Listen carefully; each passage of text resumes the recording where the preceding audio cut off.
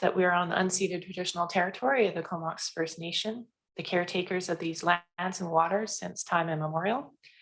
And we all benefit from and greatly appreciate the stewardship, both past and present. I'd like to give a big welcome to all the participants, including Comox First Nation, of course, CVRD staff, City of Courtenay, Town of Comox, Village of Cumberland, Ministry of Transportation and Infrastructure, and School District 71.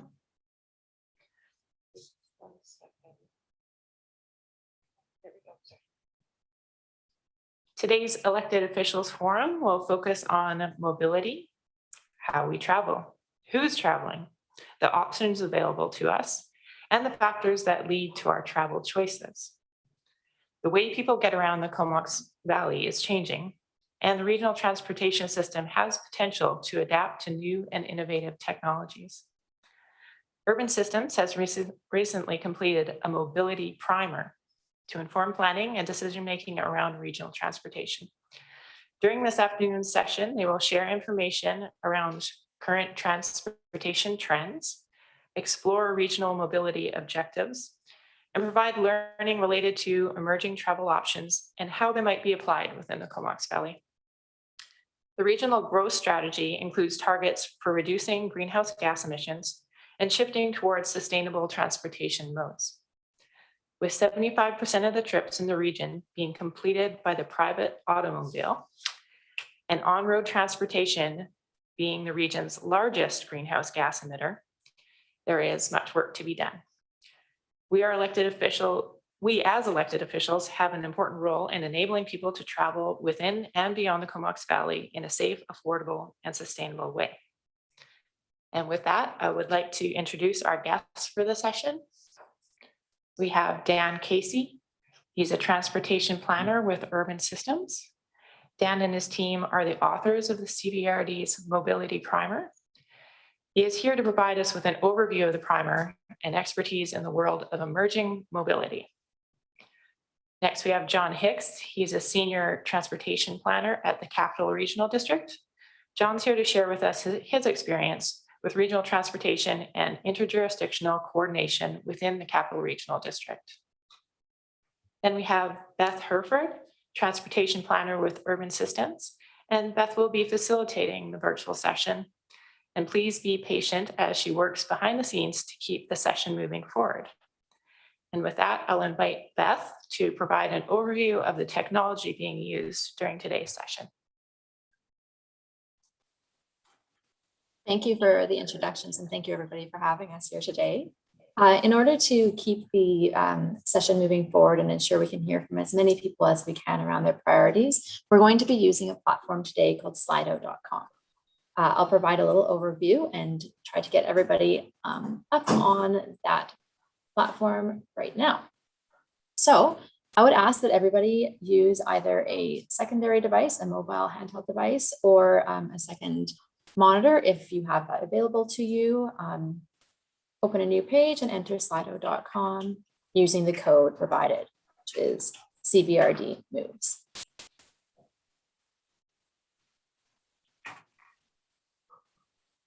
Once you're in, I've got some examples here of what this looks like if you're on your mobile. We would ask that everybody identify themselves. With the identification, that's how I will be referring to you as I read out questions for our panelists throughout the session. So please do enter your name or any appropriate title.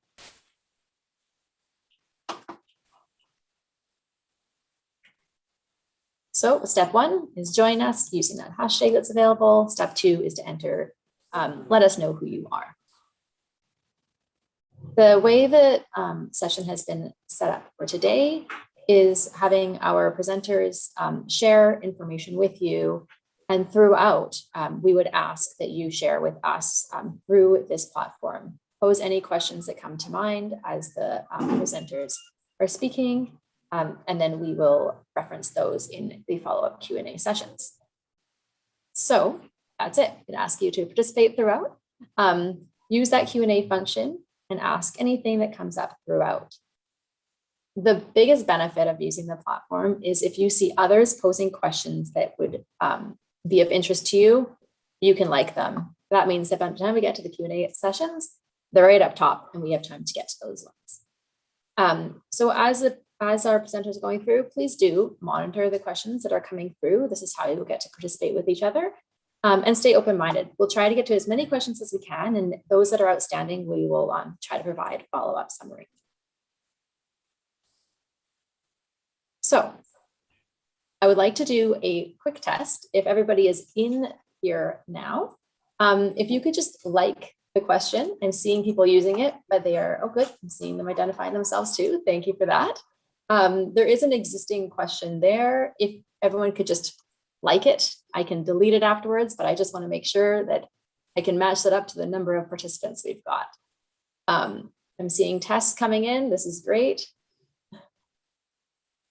And I see on our Zoom numbers, we've got more than 10. So we've got up to 27. So if we could get to, let's say 20 for our test, then we can move on.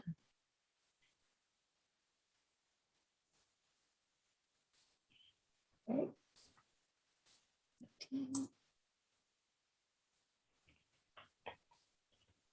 Well, I can see there's action happening there. So I'm going to assume people are comfortable with it. We will move on to the presentation, and I look forward to seeing questions being posted throughout. With that, I'm going to hand it over to my colleague, Dan Casey. Take it away, Dan.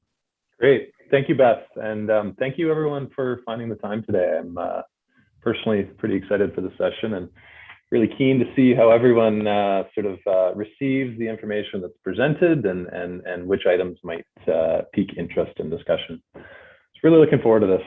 So I'm going to spend the next 15 minutes or so providing a background and overview on sort of our existing conditions for transportation infrastructure within the region, as well as sort of a synopsis of how we currently travel, how we move about, what modes we use, how far we're traveling, where we're traveling to and from, that sort of thing. So first, I think if we could go back one slide, I just wanted to introduce, I wanted to introduce the term mobility. And really, why are we not talking about transportation and instead we're talking about mobility? And really, it is somewhat academic, but I think it's important. And the idea being that transportation typically talks about moving from one point to another point, and it's very sort of discrete, and it has very clear sort of and simple delineation. Versus when we start talking about mobility, and really why this exercise has been coined the mobility primer, is mobility considers not only the trip itself, but why the trip was made, who was making the trip, what options were available to them, but ultimately led them to pick the trip mode that they chose. And really all of those behavioral and psychological pieces as well. So we really wanted to, with this, sort of approach this from a study and developing understanding of mobility and not simply transportation and trip making. So the mobility primer and the document was provided as part of the agenda package, and it's still in a draft form, but it's substantially complete. It was created to provide an information and a baseline to inform regional transportation planning and regional decision-making around transportation. It is meant as a reference document. So it's not necessarily an action plan, it's a reference document. It provides background, it provides information, it provides an understanding of how we're moving, some of the key shaping influences, some of the opportunities to explore more and more effective ways of moving about, and how that might all relate back to some of your own stated regional objectives. So next slide, please. So regional overview. The Comox Valley is large, about 1,700 square kilometers in area. And so we know that we're dealing with a vast geographic area. Approximately 74,000 people reside in the Comox Valley, and we know that this population is growing and continuing to do so. And we know also that about 2/3 of people in the Comox Valley live in the municipalities of Comox, Courtenay, and Cumberland. And so generally, these are more sort of urbanized landscapes as compared to some of the more rural areas. Also worth acknowledging, and there's a map on the right, not only are we dealing with what's happening within the valley, but also connections to beyond. And so ferries that link up Hornby and Denman Island, as well as at Little River over to Powell River. You've got obviously the airport, and then sort of key regional connections by way of highways into Strathcona Regional District in the north and into the Regional District in Nanaimo in the south. Jurisdictionally, there are a lot of layers to how we provide transportation infrastructure and transportation services. Local organizations, we've obviously got the regional district. We've got municipalities, so the town of Comox, city of Courtenay, village of Cumberland, generally jurisdiction over roads and some trail facilities and whatnot fall to municipalities. We've got Comox First Nation, similarly. And then at more senior levels of government, we've got the Ministry of Transportation and Infrastructure with jurisdiction over highways as well as roads in rural areas. We've got BC Transit, we've got BC Ferries, and we've also got land holdings and provision of, we start looking forward, provision of EV charging infrastructure layered on through BC Hydro. We dug in a little bit both to your regional and local policy documents to try to understand generally, express generally for the region, what are some of the key regional priorities. And the idea here is that these overarch and represent some of the key objectives for each of the organizations within the Comox Valley. So we've really distilled it down to 4 regional priorities that really start to guide where decision planning and decision making around transportation, how it might be approached and valued. So one, in no particular order, but one is reduction in greenhouse gas emissions, knowing that on-road transportation is the greatest emitter of emissions. Another one would be around health and well-being, and the idea that influencing and providing choice in how we make our day-to-day trips can have a great impact on our level of personal level of health and well-being.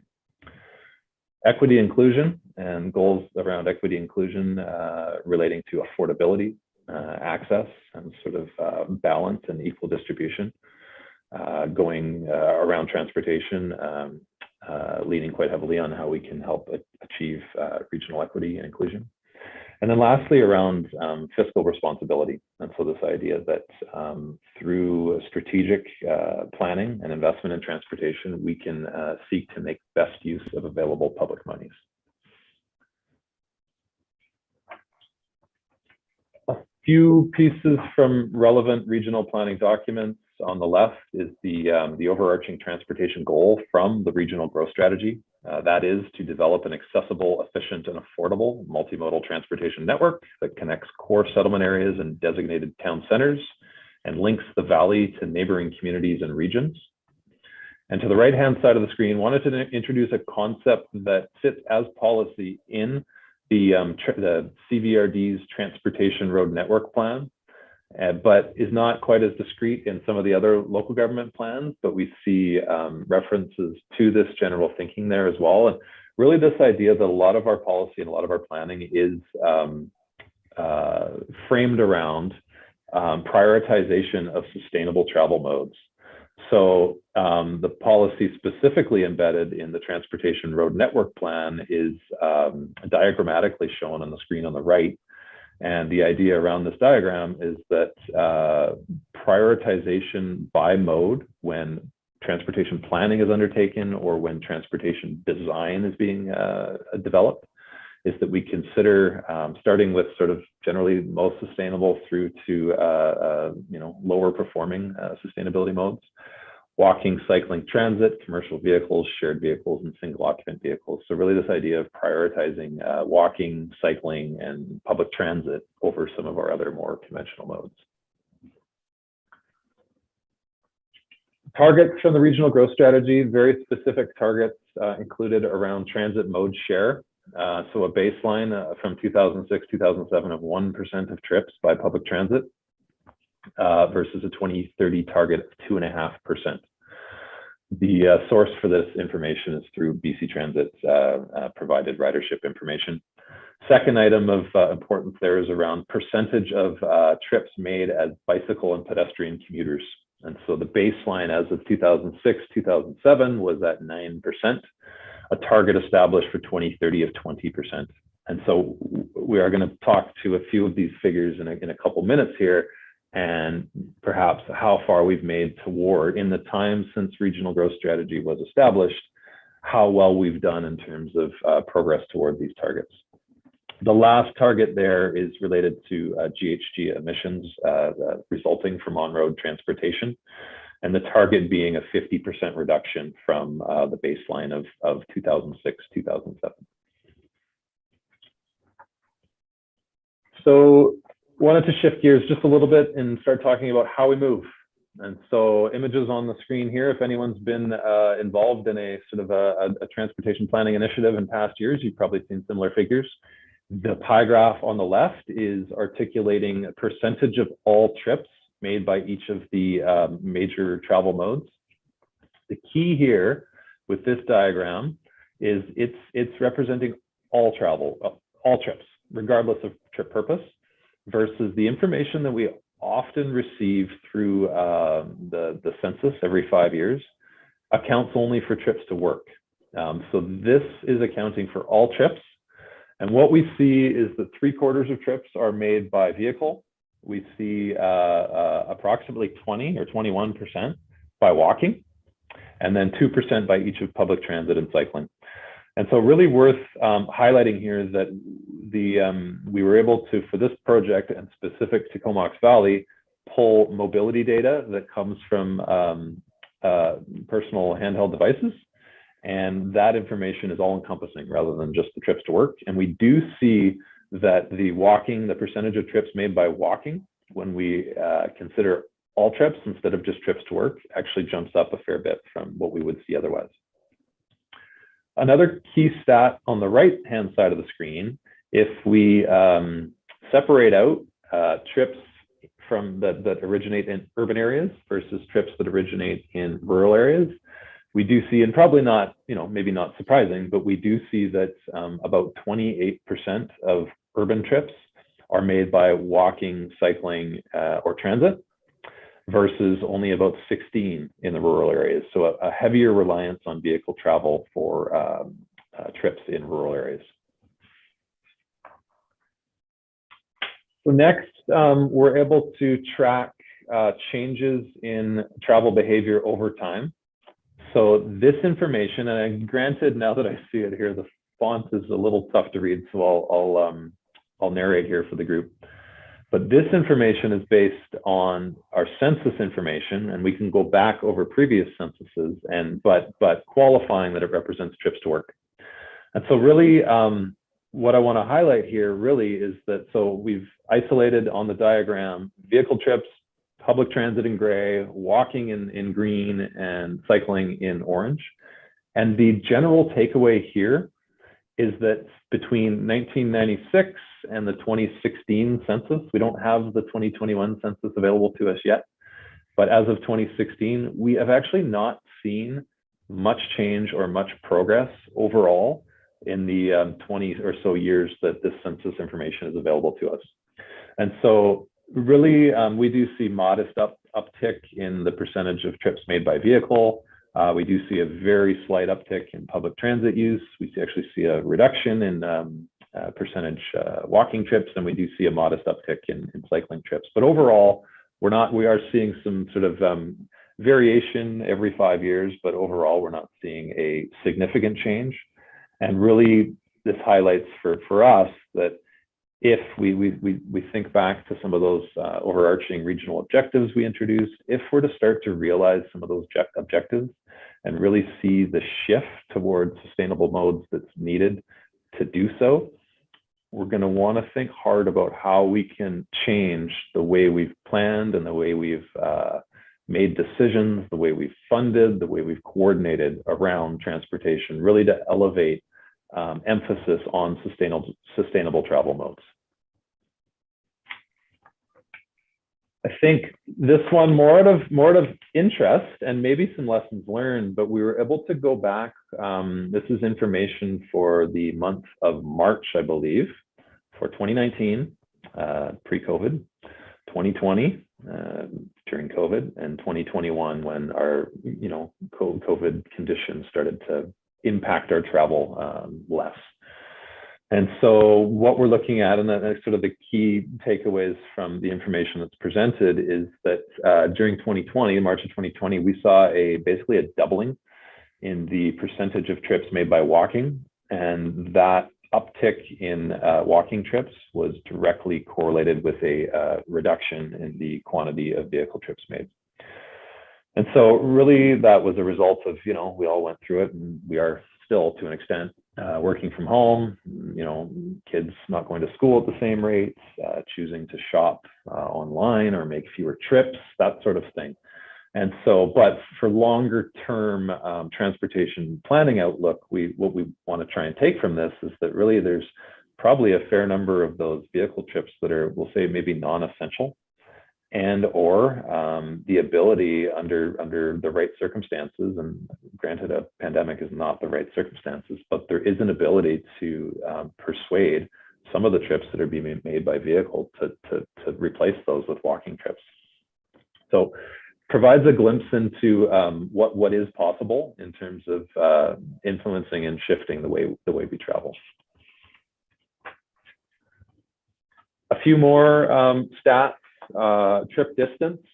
And so valley-wide average trip distance is 6.9 kilometers, approximately 7 kilometers in length.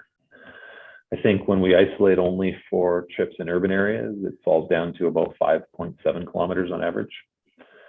82% of trips are 10 kilometers or less, and that accounts for 90% of trips in urban areas.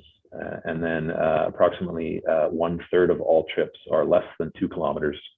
And so we start talking about trips of 2 kilometers or less, really we're getting into the territory of trips that for generally a larger portion of the population, walking becomes feasible and cycling becomes very comfortable. And so recognizing that there are 1/3 of the trips out there that are well within the very comfortable walking and cycling distance. Also wanted to highlight just on the right-hand side of the screen, if 6.9 kilometers is the average trip for all modes, there's quite a difference between vehicle trips, cycling trips, and pedestrian trips. And so the average trip distance for vehicle trips is about 8.7 kilometers, 5.8 kilometers for cycling trips, which is still a fair distance to cycle over for many, and then 1.1 kilometers for the average walking trip. Okay, so one of the things we're able to do with this mobility data that we have available to us is understand where trips are beginning and ending. And so we're not able to isolate, single trips, trip by trip, but we're able to aggregate them to present the information regionally and over the course of a year, so we can start to understand some of the key patterns. So there's a map on the right that I'll get to in a second, and granted it is a little complicated, but key takeaways from this exercise are that a little over half of all trips made in the Comox Valley are entirely within urban areas, so within the municipalities.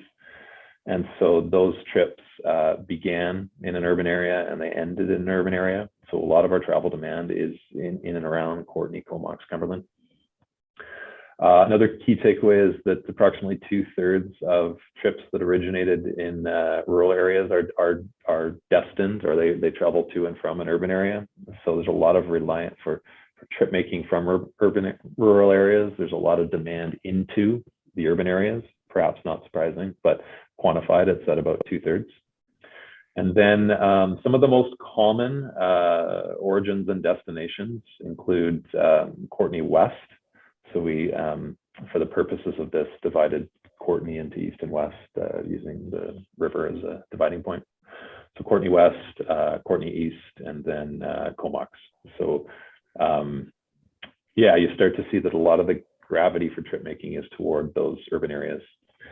So the map on the right, there's a lot presented in there, and I kind of pulled out, and in the primer document, there's more analysis based on this. But the map on the right is showing sort of the crude quantities, percentage of overall trips within each defined area, and then between each of the defined areas. And so there's a lot of information presented there. It's also in the primer document. And but really does start to paint a picture of where the key travel demand patterns are to and from.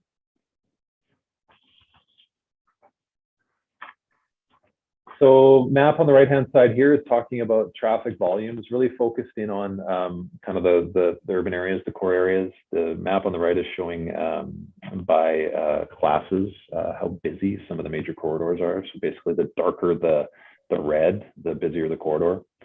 What we start to see is some of our busiest corridors are over 20,000 vehicles per day, which really is quite high. Some of the busiest corridors are Ryan Roads, Cliff, Old Island Highway, Comox Valley Parkway, Comox Road, some of the more major streets, and they're at or above 20,000 vehicles per day. And so really, this helps us to plan and sort of predict current and future areas, locations of traffic congestion.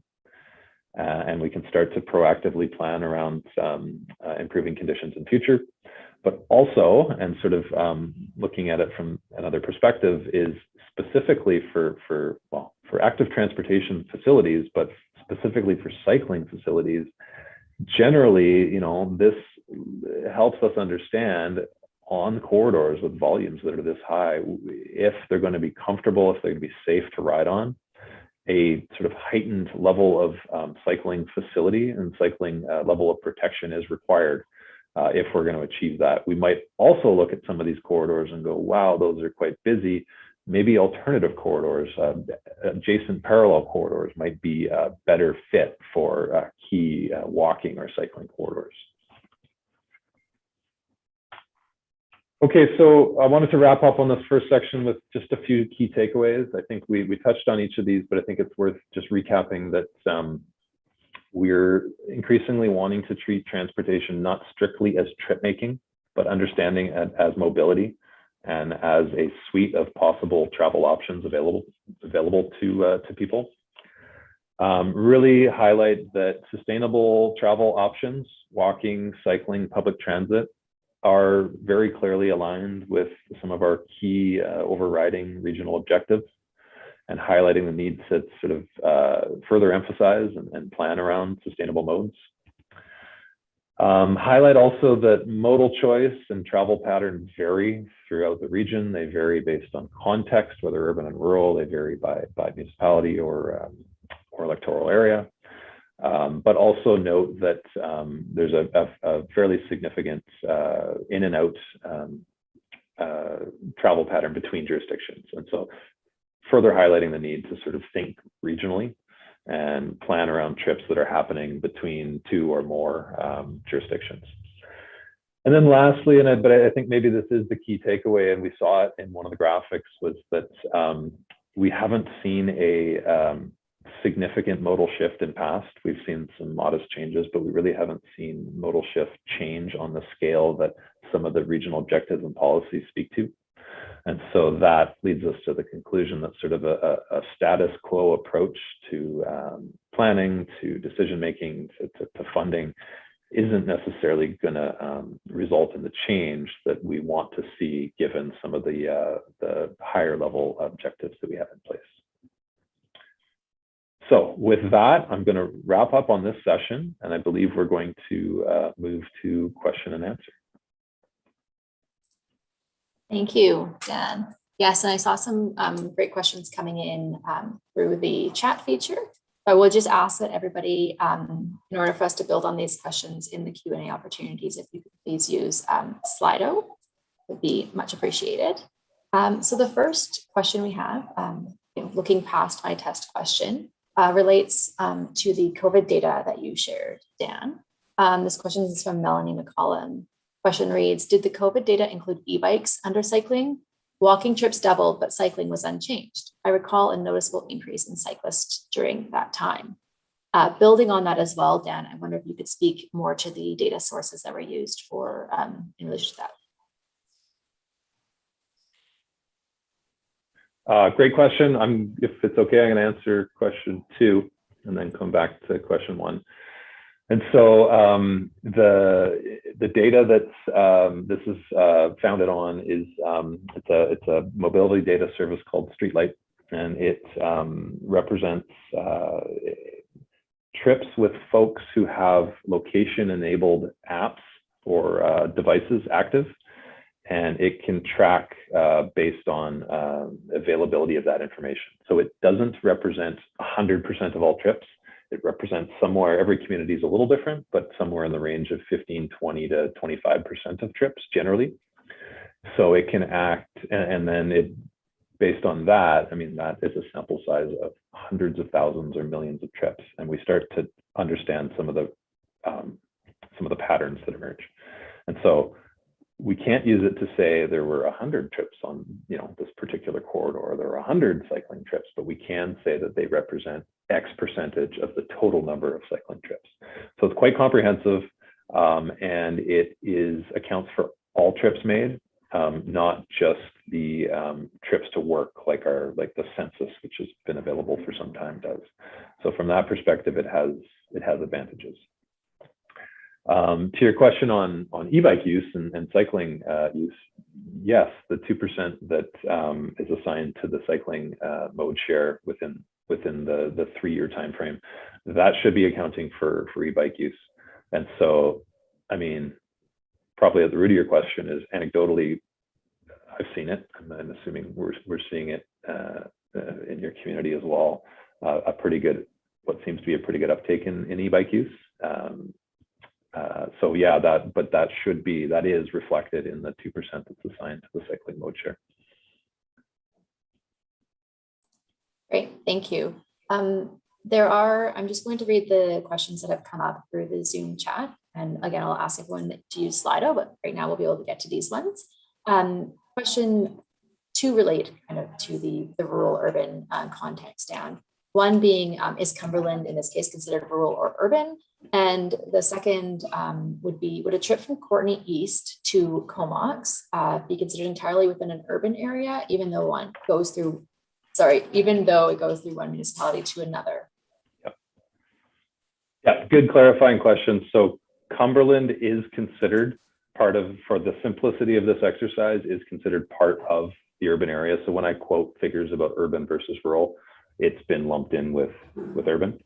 And as an example, a trip between Courtenay East and Comox that might travel through a rural area, the summary is based on the trip origin and the trip destination. So if it started in an urban area and ended in an urban area, that's, even though it crossed through a rural area, that's an urban to urban trip. Great. Thank you, Dan. We've got another question here from David. Sorry, no last name on that one. Are there any studies showing the realities and possibilities of SOV travel? Example, land use, dollar cost, or limitations? I will make the assumption SOV is single occupancy vehicle for this question. Beth, can you repeat that? I didn't catch the beginning. Sure. Are there any studies showing the realities and possibilities of SOV travel? For examples, land use, dollar cost, and limitations. Gotcha. So the question being like, what kind of figures are out there in terms of like the reality of shifting away from SOV trips into sustainable travel modes? There's a lot of information out there. I think a lot of it comes down to the level of commitment, the level of provision of infrastructure to support it, the level of provision of service to support it, and generally, funding and emphasis put on it.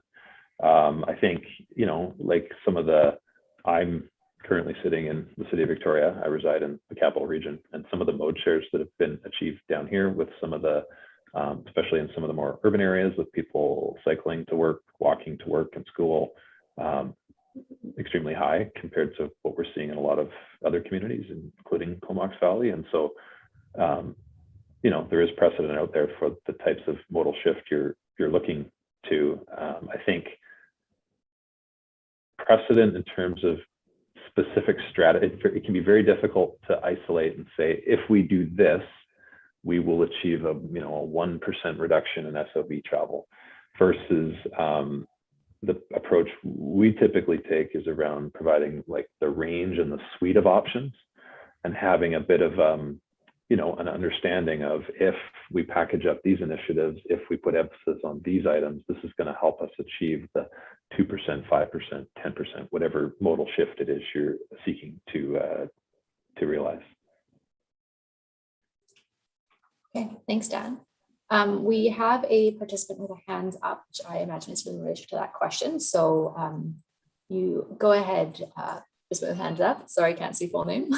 Thanks, Pat. Sorry, I just wanted to clarify what I'm getting at is that there's a sales job to be done here, and you can talk to a lot of people who are pretty adamant, like, we need another bridge, we need more roads, and that side of the story isn't. I don't think people understand that. I mean, part of the thing is providing them with the product we want them to use, but the other one is showing them how they can't afford the other one, and so I'm wondering if where that resides. That info. Yeah. So really sort of like emphasize building a case or building the understanding around the sheer costs of providing the infrastructure in a conventional manner, where if you incur traffic, you build more lanes, or if you can't park your car, you build more car parking, that sort of thing, versus funding alternatives that take the demand away from those modes, and therefore the cost away from needing to provide that infrastructure. I mean, that evidence exists, it's out there. It's somewhere between sort of theory and planning, but there is a lot of information out there on how much vehicle infrastructure costs relative to taking those investments and putting them into active transportation, transit service, that sort of thing. There's a lot of evidence out there.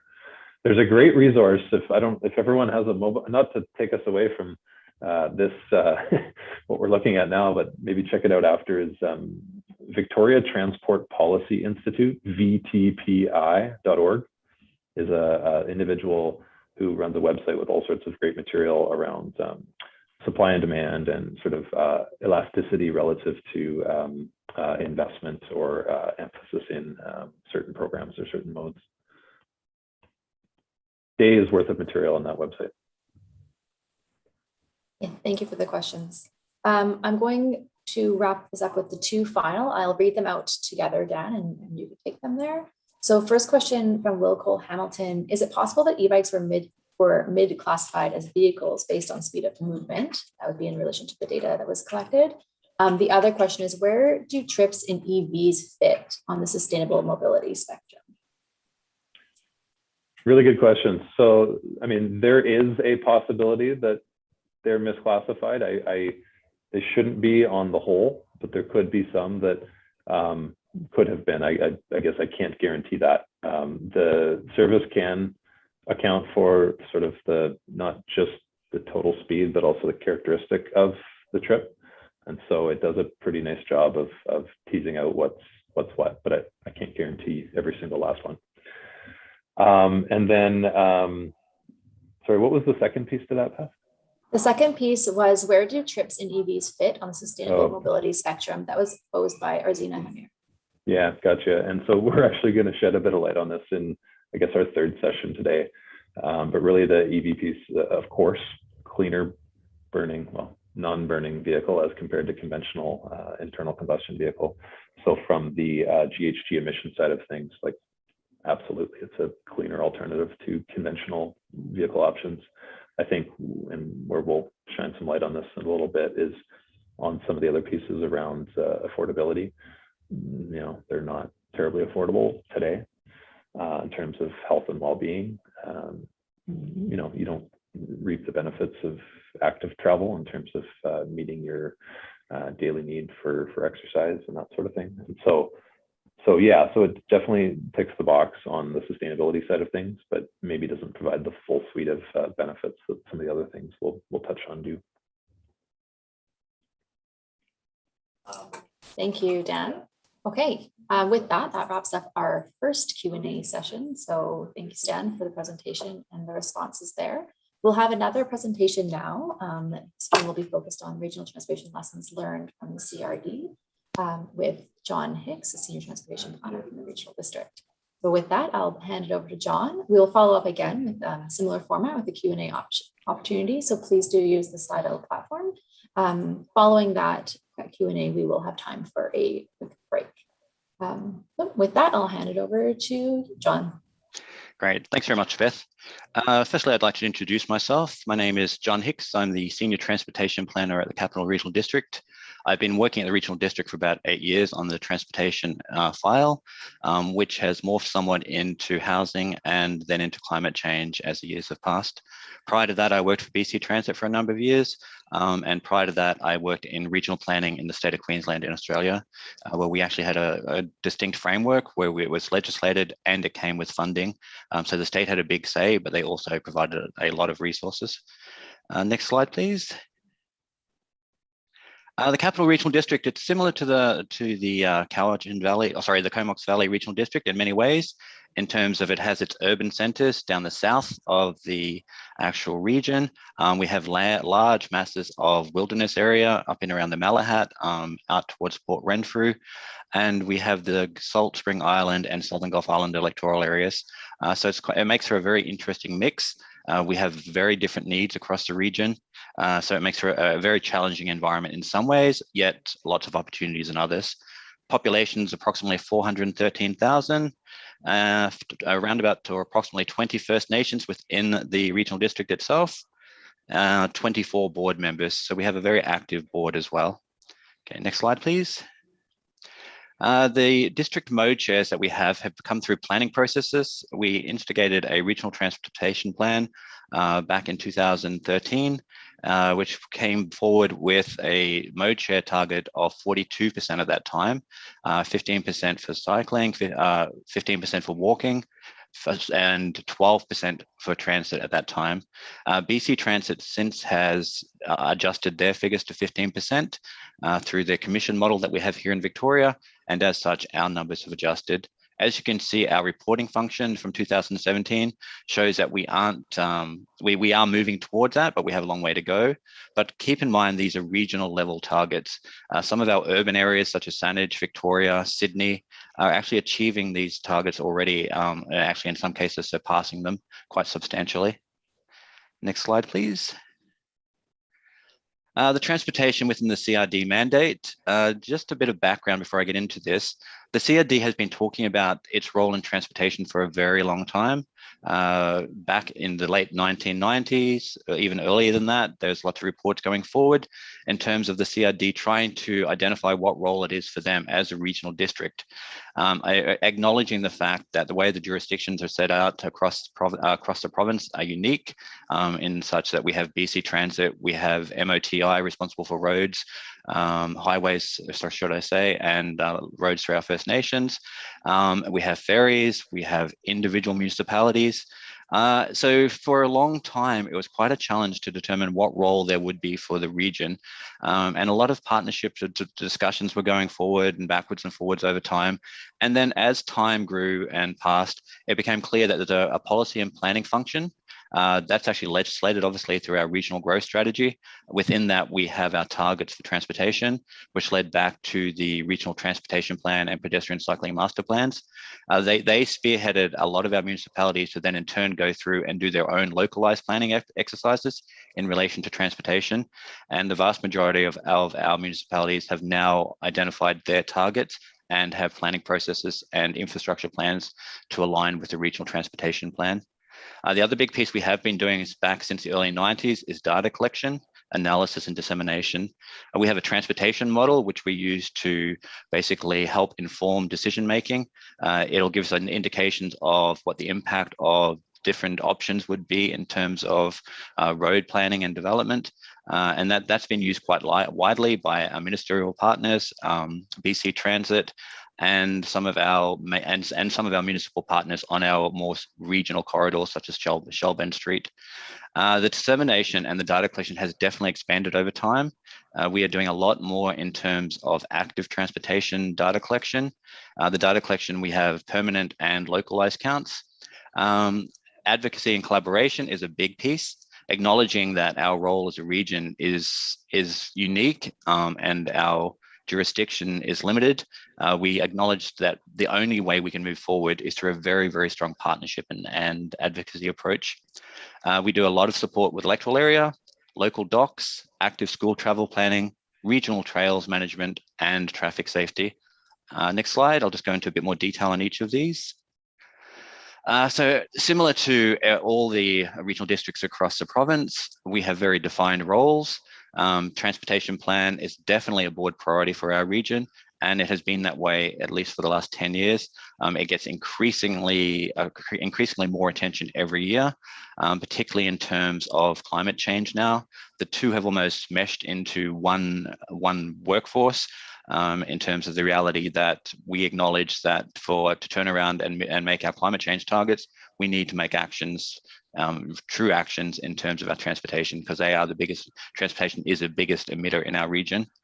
So the CRD is, as I mentioned, responsible for planning, both in terms of the overall planning and specifically the regional trails management plan. I'll go into a bit more detail about our regional trails, but it's something which falls directly under the regional district itself. Agencies, we work very closely with BC Transit, but unlike the Comox Valley Regional District, we don't actually have a say in transit at the board level. We actually have a commission structure which is run independently. It is also run through elected officials, but it is legislated as to which municipalities have representation on that commission and the decision-making powers that they have. They have complete decision-making powers. It doesn't come back to the board for consideration. It is done at that level. MOTI, we have strong partnerships with staff from MOTI, and that's been increasingly more so each year as well, recognizing that major infrastructure projects such as Mackenzie Interchange, as they're going forward, the safety upgrades on the Malahat, it's great that we've been able to work with the ministry and update our active transportation infrastructure at the same time and actually get improvements as we move forward in that. We do have says in BC Transit at a local level in terms of the Salt Spring Island in particular. Salt Spring Island has its own transit system, and we do work at that at a local level. It has its own commission, which makes its decision making internally, separate from the board, but on a commission-based level with island-based staff and in representatives. BC Transit Rapid Bus, as many of you are aware that the region is moving towards a rapid bus strategy. The first of it has rolled out on Highway 1. So that's a very strong partnership between BC Transit, MOTI, the municipalities and the region. Basically, once again, we're looking to see not just rapid bus, but how that impacts our vehicles, how it impacts active transportation, and what we can do to improve all modes of transportation as we're moving forward with that. So there have been significant enhancements in terms of walking and cycling infrastructure as we move forward with a rapid bus strategy. And MOTI is very, very good with us in terms of corridor planning. So we work closely with them once again to identify what improvements across all modes can we do when we're doing upgrades along certain corridors. And in terms of our local member partners, the 13 municipalities and 3 electoral areas, they're just as your local councils are up there, are responsible for their local transportation plans, operations, maintenance, their own distinct budgets, their own parks management plans as distinct from the regional trails management plans, the official community plans, which are very important, particularly when we have this rural and urban divide at the moment, particularly given the fact that there is a lot of pressure and a lot of demand for us in the region to make sure that we maintain and sustain the level of agricultural land and parkland that we have, which basically means we only have one option, and that is to densify our existing urban areas and our suburban areas in a more gentle way. Local climate change initiatives, which roll into what the CRD is doing as well. Okay, next slide, please. I won't go through all of this, but it just gives you a good indication of the level of work that we do. We are very heavily focused on providing data to our colleagues in the ministry and at a municipal level. One of the big ones we're working on at the moment is the Origin and Destination Household Travel Survey. We used to go out and get approximately 4.3% of the region's population down to a very, very sub-regional level. So we can identify at a statistically valid level and then extrapolate up in terms of movements across the region. That data is extremely useful as it enables us to make decisions, and it also enables us to monitor our targets, and not just a regional level, but at a local level. The other big piece for us is the merge between housing and transportation. Once again, we've acknowledged that living in the CRD is extraordinarily expensive. There's lots of challenges, and we've identified, obviously, it's not just housing. Housing, we're trying to work on, increasing the stock, making different options available, but then we've started looking at, so what other options can we do to decrease the cost of living for our local community? And it identified clearly that transportation, particularly car ownership, was a huge, huge cost for our local community. And in terms of that, even second, third, fourth car ownership, it was surprising just how many cars were owned on a per vehicle basis or per household basis. We do freight and corridor studies. Basically, we identify what's entering in and out of our region. Obviously, that's fairly straightforward for us because we don't have a lot of entrances or exits into the region. So we do counts there. And we also do travel time surveys across the region. So we do get a lot of complaints from residents saying traffic is getting worse.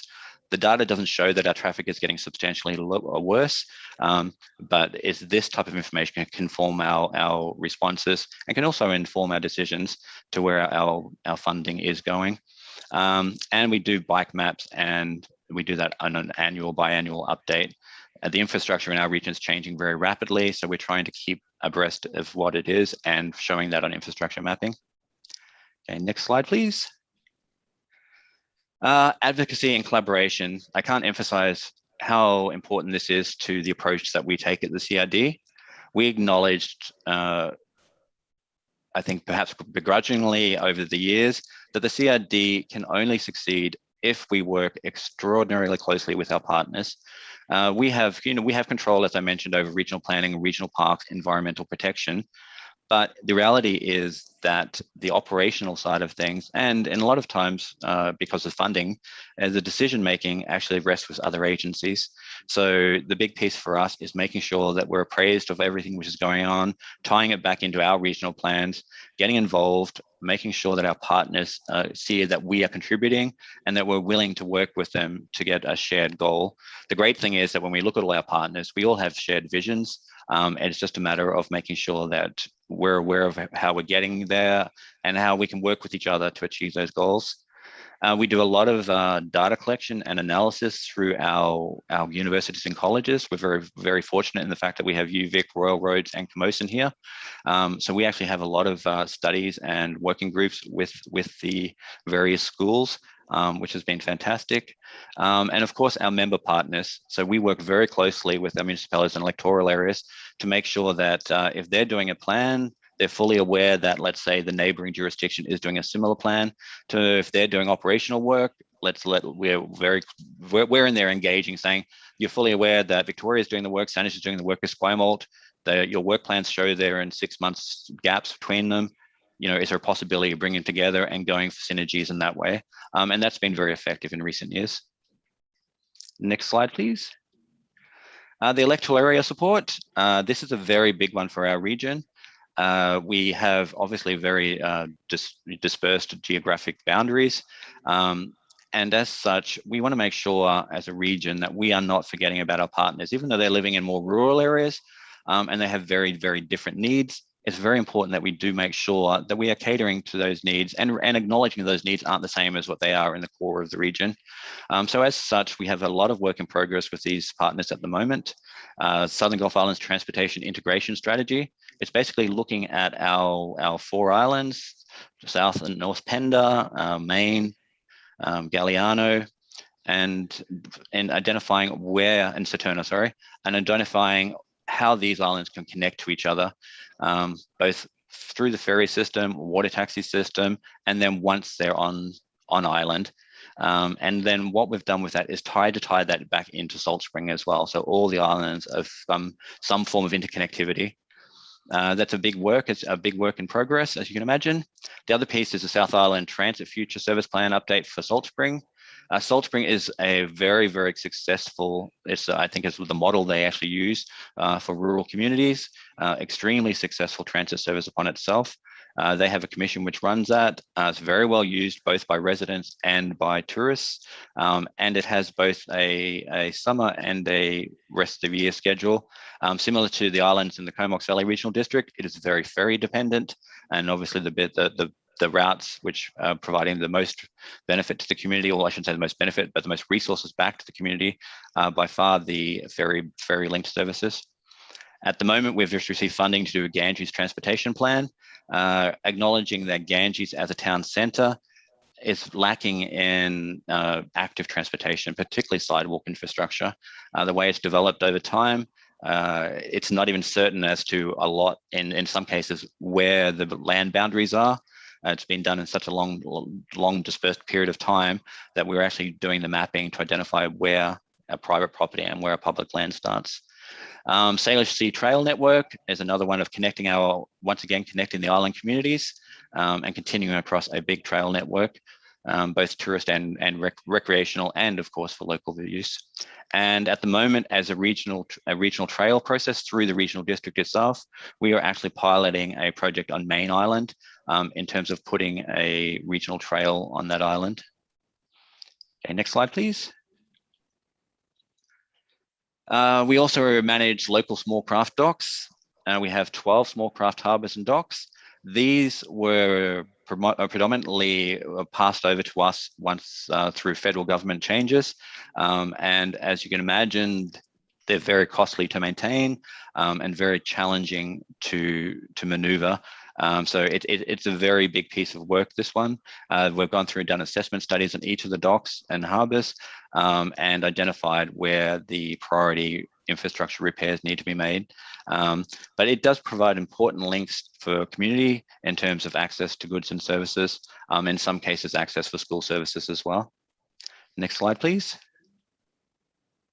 We also have through the CRD itself, we have a mandate. The board directed us to undertake a regional active school travel planning program.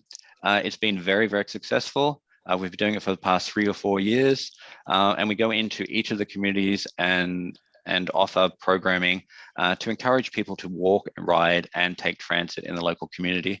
We do things such as teaching kids how to ride bikes safely on road networks, rules of the road. We work with municipalities in terms of infrastructure in around schools. We work with the local families and the local community, the PACs, school districts, in terms of identifying resources when we're building new schools. The region's still developing, particularly in the West Shore, in terms of new schools. So that's becoming one of our new areas where we've spent a lot of time this year focusing on what's required in order to get people from scratch on to active transportation and transit. The big piece there is we have the school busing in 3 of our school districts. So once again, we tie very closely into that as well. We recognize that our partners in the electoral areas have different needs, and even out in Souk. So what we've done is kind of like, in turn, we've done like road biking in town, and in the rural areas, we've changed the program completely and done it more about mountain biking and trail riding, recognizing that's more about getting the kids comfortable in using those things. And that came through consultation with our local community partners. Next slide, please. The regional trails, I'm sure some of you are probably familiar with our regional trail network. We have 96 kilometers in total, 3 bike, ped and pedestrian trails. I won't go into each of this, the Galloping Goose, the Lochside and the ENN. We don't own any of that land. It's all through leases and management rights, etc., with our partners. So it's a very, very strong partnership approach there. It's very, very challenging in terms of resources. The demand for our trail system is huge. We're actually looking at expanding our trail system in terms of widening and lightening and separating of pedestrians and cycling, particularly in the urban areas. The challenge we also have is in some of our more rural areas, we have very large trestles, which anyone involved in transportation knows trestles are hideously expensive to maintain, but they serve an extremely important function. So we are at the moment looking at ways that we can work in partnership with other agencies to fund and develop the continuation of this trail system. But in context, this trail piece that you see here, on a summer's day, we were getting in excess of 4,500 people or users across this bridge itself. Next slide, please. We also have a traffic safety approach. We actually have a commission which has a distinct budget and has been set up by a service establishment bylaw. It works pseudo-independently of the regional district in that its members vote. and determine its priorities and do the advertising itself. It's largely based on advertising and education, and it has an extremely broad breadth of members, from the coroner to the chief medical officer, local police officers from different detachments, ICBC, the ministry. So there's a very broad base. It's been very successful. It's a model which has actually been copied by other jurisdictions. And basically we as staff actually coordinate that and manage that. Next, please.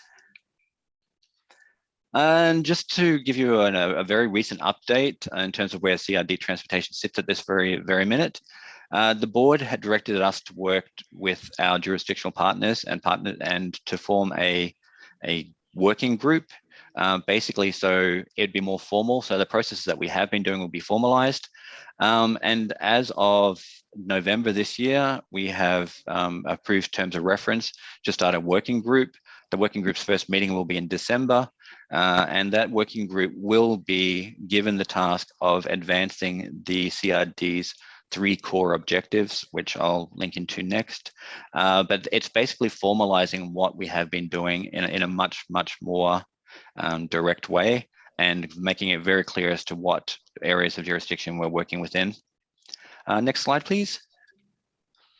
To inform the actual priorities that we're actually working through that working group, we undertook a very substantial regional transportation priority setting this year.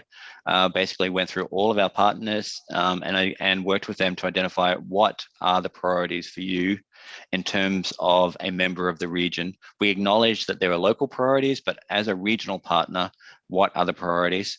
And breaking down that distinction is always challenging because sometimes, of course, local needs seem to be very pressing, and they are, but in terms of regional movement and regional activity, we wanted to get those priorities out. So as you can see, the rapid bus was very high in priority. Our general transit and improved services, once again, was high. Non-bus mass transit, as you see here, reference things such as in intra-regional ferries between the West Shore and the core, the NN Railway, for example. Those areas, they are areas that we haven't advanced, but we are still keeping close, and our levels of engagement and the doors are open with various partners, just making sure that everyone's aware that there's an area that we are still interested in pursuing over time. Governance. The region has a long history of governance in terms of transportation, desiring governance. We went to make a transportation service, I think about 5 years ago, and it didn't actually move forward at the service establishment bylaw level. The core areas were very supportive, and our peninsula level, so the more urban areas and those areas linked to the ferries and the airport, were supportive of a regional service, but our West Shore partners were not as supportive. And in context, our West Shore partners are still growing. They're still putting in road networks to service their new communities, their new suburban estates. For example, for those who know the Greater Victoria area, the back of Bear Mountain, new estates are going in at Skirt Mountain, which means new roads are going in there. So it's kind of like the different levels of development, they sat along those lines when the decisions were made. Funding, it was acknowledged that we need to work strongly with our provincial government and federal government partners, and basically acknowledge that we as local governments cannot afford to carry the full cost of the substantial increases needed to move forward with active transportation and transit, and support and looking at ways where we can work together to advance new funding arrangements. Even though that shows fairly lightly here, that did get a lot of support at a later discussion at the board. Parking and access upgrades, that was largely related to access to our parklands, municipal areas which have strong access, a high level of park visitors. We're basically concerned that the CRD park visitors were actually blocking off their municipal streets, and we're looking at ways which we can mitigate that. And highways came up strongly. Once again, you can see there's a very clear divide in terms of the municipalities which are supportive of highways. But in terms of highways, it came back to a much bigger picture. It's not just building overpasses and interchanges. It's how we can move all modes within that infrastructure as we're doing upgrades. Regional trails, very, very popular. Integration of regional trails and the local trail networks, how we can best provide that movement between our local, the municipal local infrastructure and the regional trail network. And finally, travel demand management. We are looking at doing travel demand management with our big employers, such as the D&D here in Victoria, or Esquimalt, to be completely honest. Next slide, please. And I'll just run through this very, very quickly. This is the most recent recommendation from the board to staff. We've formed the Transportation Advisory Committee, reporting through the Transportation Committee with senior staff representatives from CRD, municipal, electoral areas, and agency partners to advise on regional transportation matters requiring coordination. That gets more nuanced in the next step. The staff be given the mandate to develop a region-wide approach to transportation demand management, safety policy, and implementation of a connected and consistent regional trail network, working through the Transportation Advisory Committee. And that's basically where we're at the moment. The big piece from us is acknowledging, I think, from hearing what Dan said, that we're the Comox Valley Regional District and we're our partners in the Cowichan Valley Regional District, Nanaimo, we're all in very similar boats. We're all working for very similar goals and objectives. And perhaps we're just at, different stages through that journey. Thank you. Great. Thank you very much, John. There was a lot of content. I have some questions of my own, but first what we'll do is go over to Slido here. The first is a clarifying question from Chair Jesse Kettler. The question reads, did you say Rapid Bus was an on-demand system? No. Rapid Bus is actually basically the buses are given dedicated corridors or dedicated lanes along the highway corridors. So it means that they'll be given a timing advantage against a single occupancy vehicle, which in turn should make them more attractive to the public. Okay, thank you for that. The second question is coming through from Melanie McCollum. It reads, locally developing cycling routes between our towns and rural areas is difficult without MOTI. Any examples of success in CRD with cycling facilities on MOTI roads? That's a great question, and I'm actually working on that at the moment with the ministry, particularly in our electoral areas.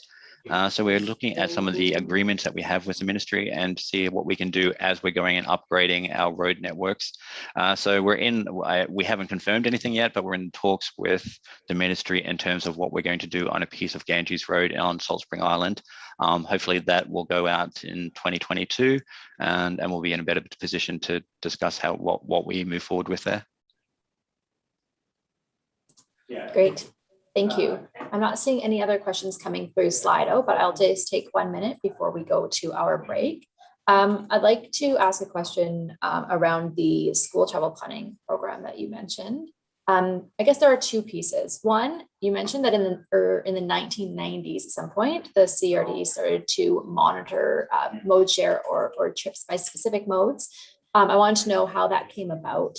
And the second was, since the school travel planning process was underway, does that include any monitoring and how do you define success? Yep, no, they're very two valid questions. In the early 90s, we were given the mandate to basically do transportation modeling and to commence our O&D travel surveys. Basically, it became very clear that if we're going to establish targets, we need a reporting function to go with those targets. It's hard to know where you're going when you don't know where you've been. So that's basically the rationale for that. That provided us with budget and resourcing to do that on a 5-year schedule. In terms of the active school travel planning or the school travel planning, basically we do that at a localized level. So we do surveys at the individual school level. So we don't do it region-wide. It's very much a case-by-case basis. We monitor them at the beginning of the program, at post of the program. The thing to acknowledge with these school travel planning is as students roll in and out of the individual schools, the process needs to be repeated. It can't just be a one-off because you're getting an entire new class, an entire new group of students coming through. But we do monitor that closely and report back out on that. Great, thank you. We're seeing a lot of more questions coming in here. So I'll ask one more, and just so all participants are aware, we do have opportunity for extended Q&A towards the end of the session after our break. So we'll do one more now, and then we'll have an opportunity to break. So a question comes from Doug Hillian. Where does ENN fit into your plans?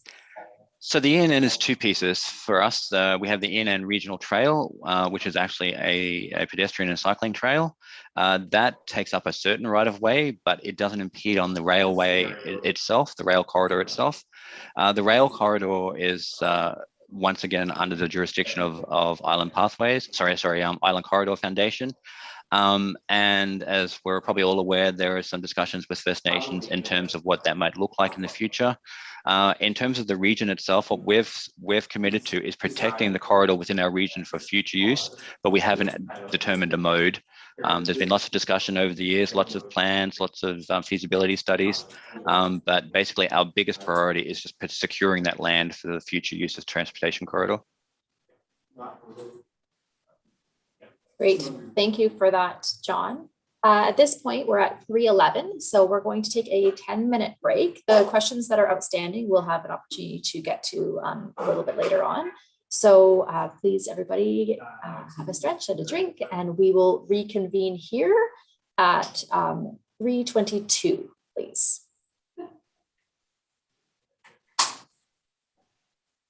Thanks, John.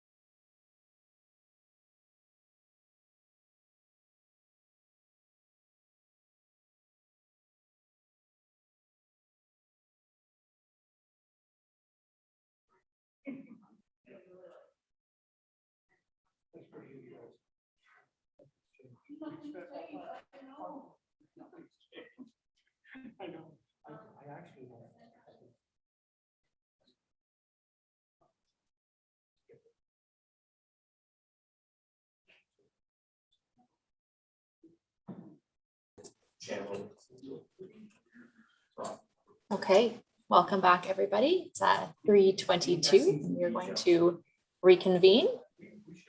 Now that everyone's hearing voices, eventually they'll come back. At this point, we are going to go back over to Dan Casey to provide his second session. Before we do so, we have a couple of outstanding questions, and provided John is back on the line, Dan and John, perhaps I'll pose them to the both of you. And then once we're through those two, Dan, you can get started on your presentation. Yep, I see John. Thanks so much. So the first question I will ask was from David Frisch. It reads, any idea what an average home pays for this service? Unfortunately, I'm not sure exactly the service that is being explored here, but perhaps we can just talk to maybe CRD, any idea of transport costs in relation to average home income. In terms of what we requisition for our services? Yeah, how you monitor and any assumptions or knowledge that you have on hand in relation to household affordability and transportation in the region. Oh, okay. Yep. So we actually undertook a housing and transportation cost study.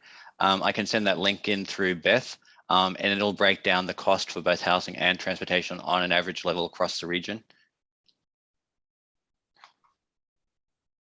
Okay, that would be wonderful. Does that answer, do you think that report would answer the question, Councillor Frisch?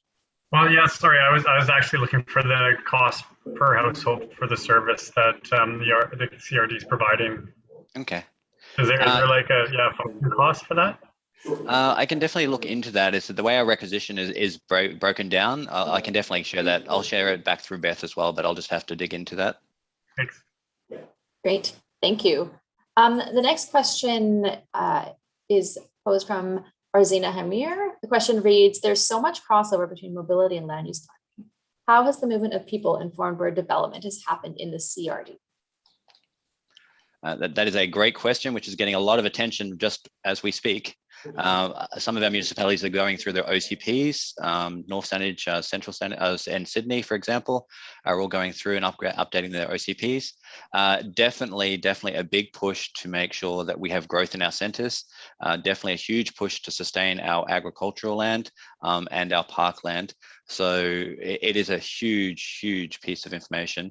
We work very closely with BC Transit as well, making sure that our services link into the growth centres. And of course, the regional district, and as a division that I work for, we're also responsible for the regional growth strategy, which basically, as you know, the OCP is aligned to that. So we work very closely with our partners. And I would say there's been a significant degree of success in recent years. For those who haven't been to Sydney in recent times, you'll see a substantial change in that particular centre there. So there's definitely a recognition that needs to be density. And in suburban areas, there's a big push for gentle density, where allowing suites on single family homes, etc. So it's definitely changing. It's definitely changing quite substantially here.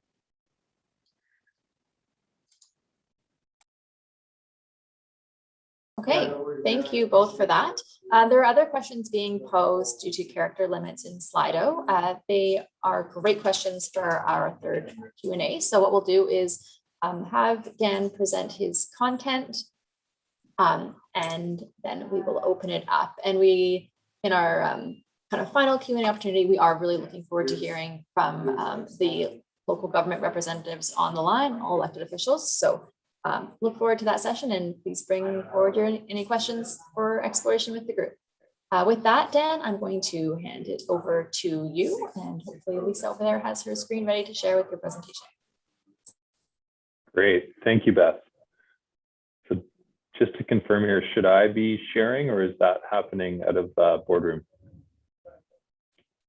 You can go ahead and share. Okay, here we go. Bear with me. Okay.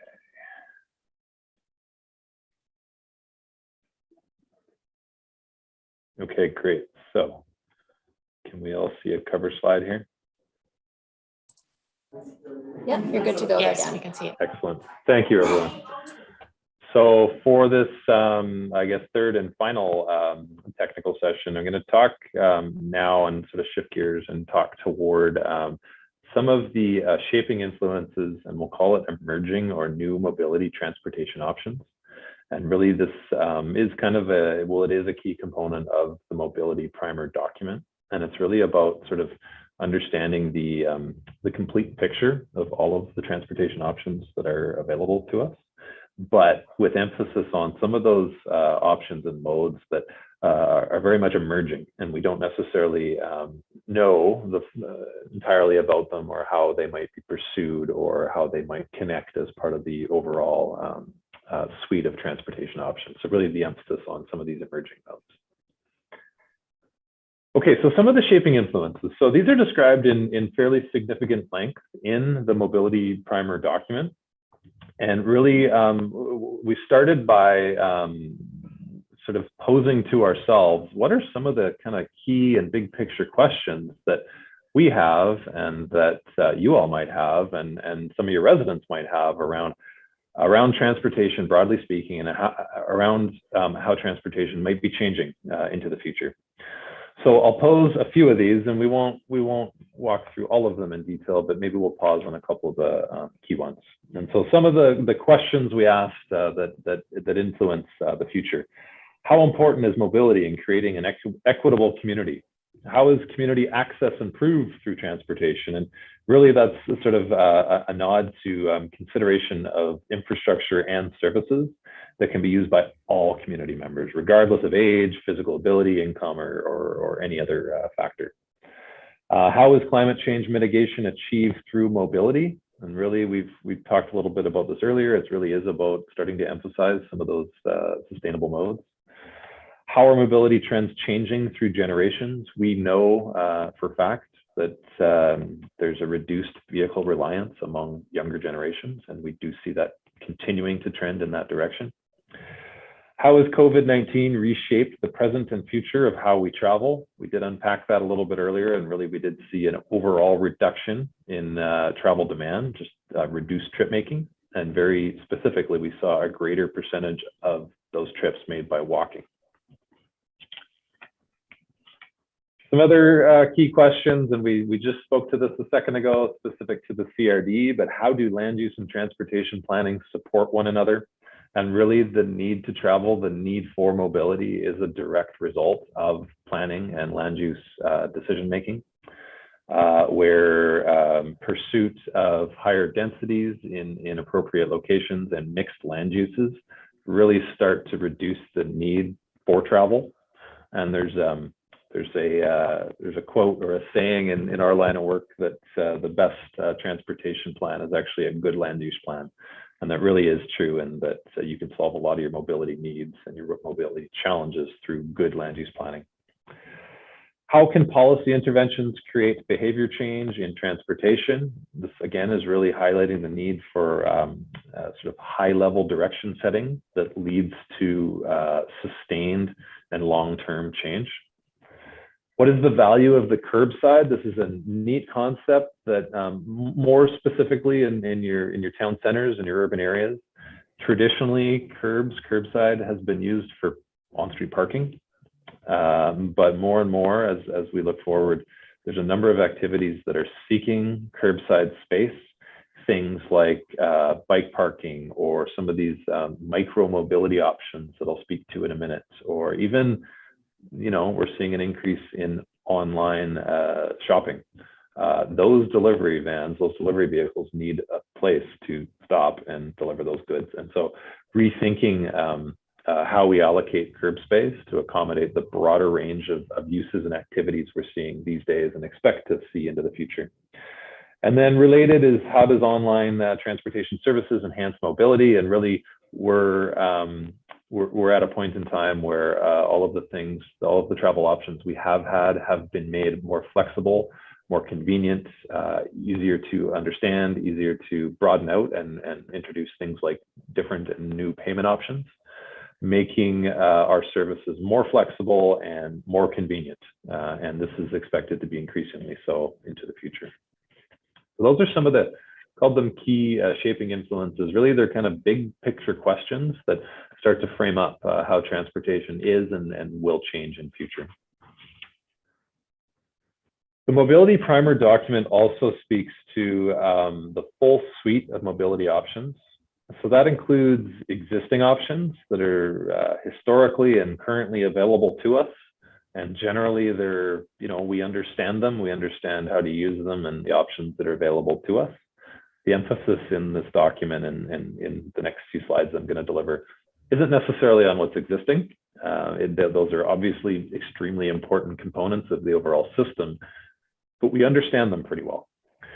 The bottom half of the diagram there is speaking to emerging options or new mobility options. And I'm going to spend some time following this slide creating some understanding and talking about some of the potential actions that could be taken to help make some of these emerging options a reality in Comox Valley. So these emerging options are either recently available or maybe not yet available, but on the horizon. And we want to create greater understanding with these so that we can start setting direction for where they're appropriate for our community and how we might help support bringing them in. So obviously a very important component of the overall mobility picture are existing modes. So that includes, we're all familiar with this, that includes driving and the highways, the roads, the intersections that we drive on. Includes active transportation, so walking, cycling, and other wheeled modes. That includes a network of sidewalks, of trails, of cycling facilities that allow us to engage in active travel. Public transit through Comox Valley Transit System.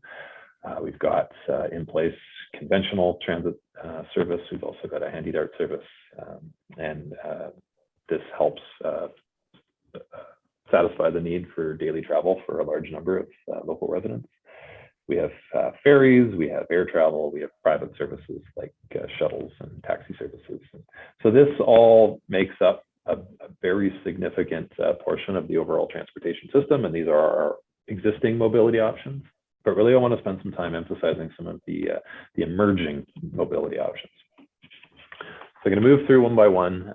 There's a suite of about 8 of these that we really wanted to shed some light on, make sure that they're sort of itemized and acknowledged, but then also understood as to exactly what they are, because a lot of this can be a little jargony if we're not familiar with them already. So paint a little better picture of what these modes actually are and how they might fit into the overall mobility picture.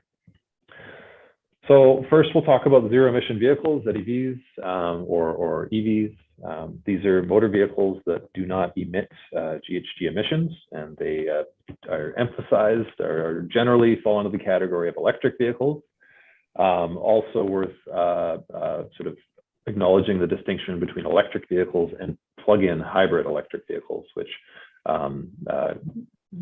serve a similar function, but the hybrid component also has the ability to rely on fossil fuels as well. I think what we're seeing in the markets are a fairly large number. We are seeing an uptake in the purchase of electric vehicles. We're seeing what is available to us is a relatively large number of compact vehicle options, smaller vehicles. We're not seeing a large number. We're seeing some, but we're not seeing a large number of larger vehicles, family minivans, SUVs, or pickup trucks. But we are anticipating, as technology improves, both battery ability and battery size and weight improves, that the viability of larger vehicles will become that much greater. So we do expect that in coming years we will see more of the family minivans and SUVs and pickup trucks and the like. And I think when we talk about barriers, the most obvious barrier to uptake is the cost of the vehicles themselves. They are coming down, but there are other things that can be done by local, regional, provincial governments to help further reduce the cost to the purchaser if purchase of the vehicles, proliferation of these vehicles is a priority. Another key barrier is around charging. or there's a term, range anxiety, the idea that you might find yourself unable to get to a charge station as your battery life becomes more depleted. This will become less of an issue as battery technology improves, but one of the key barriers experienced today. I think we talk about EV charging. That's a big component of this. There's generally 3 different charger types. There's level 1s, level 2s, level 3s. Level 1s are typically your home charging units. They can take half a day or more to charge your vehicle, depending again on the size of the vehicle battery. Level 2s are what we commonly see in public places or commercial uses, that sort of thing. And level 3 are fast chargers, so they're much more costly, and the draw of power is that much higher, that we don't see them as commonly throughout our network. But the potential there is quite significant in terms of they can charge your vehicle in an hour or less. So quite important in the overall grand scheme of things. One item that came up earlier in our discussions was around sort of how does pursuit of electric vehicles address our stated regional objectives. And so we've actually got icons for the next few slides. We've got some icons in the top right of the screen, and worth highlighting that this leaf icon that's up there is a nod to how electric vehicles help address our GHG emission objectives. But what we're not seeing is it doesn't necessarily help with objectives around health and well-being, or around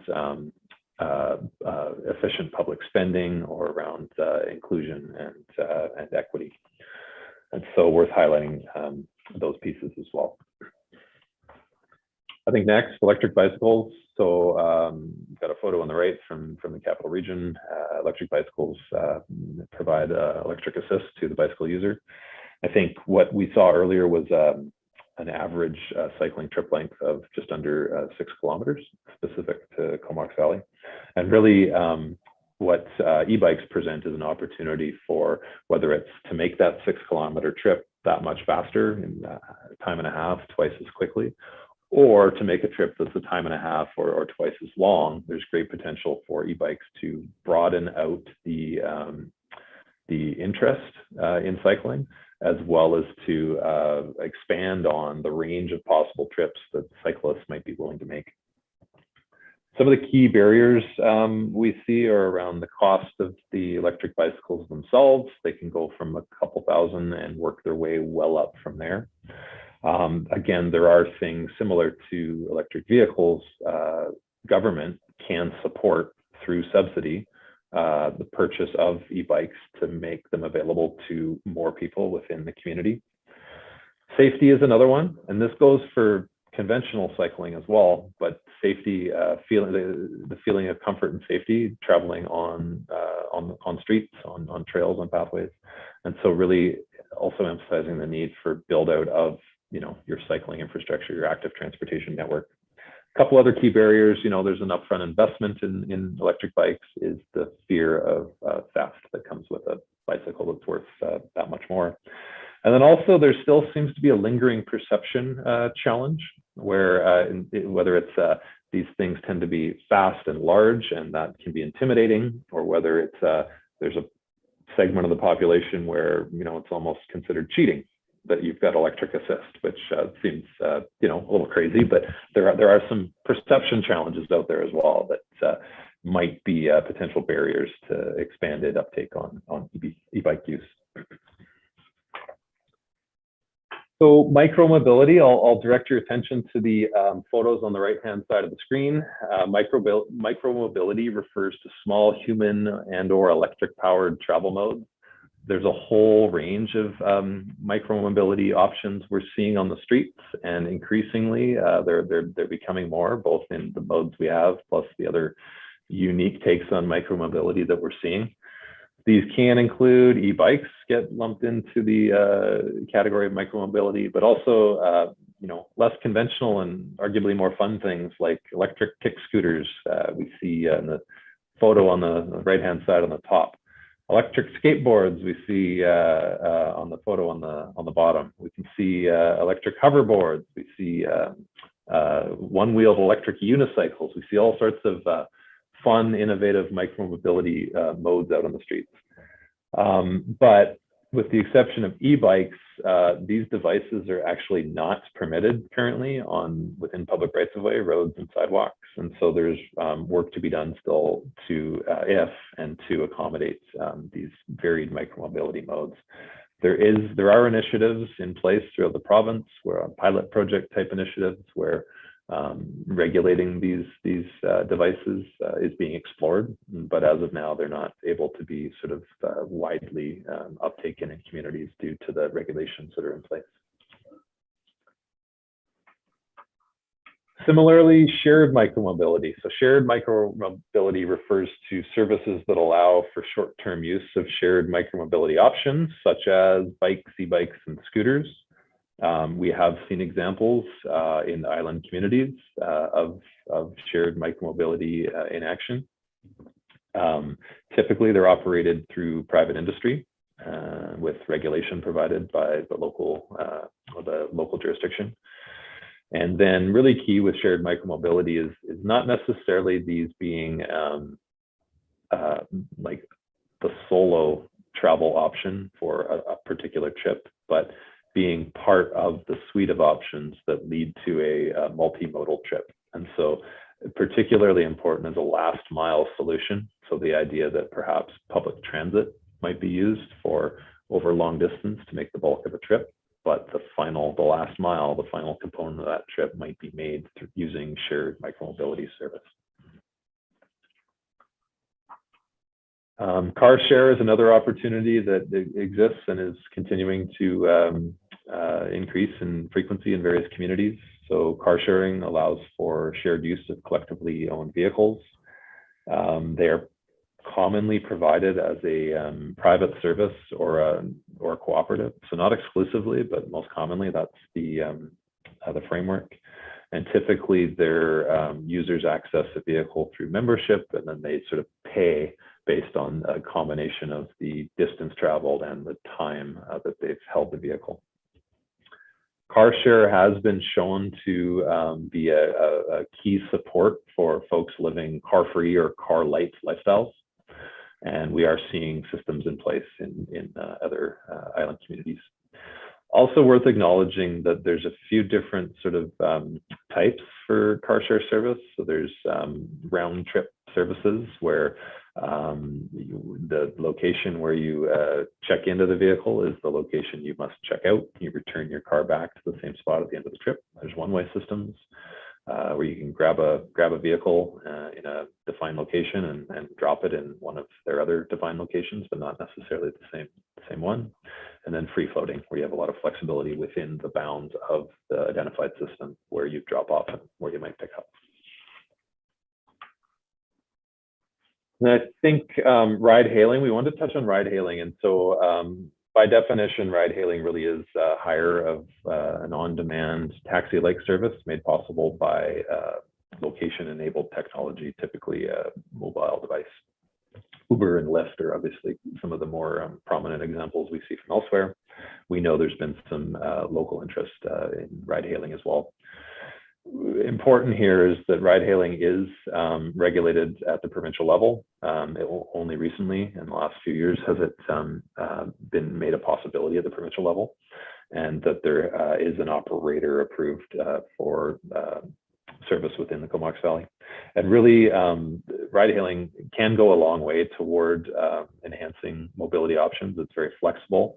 And again, kind of supports folks living a car-free or car-light lifestyle.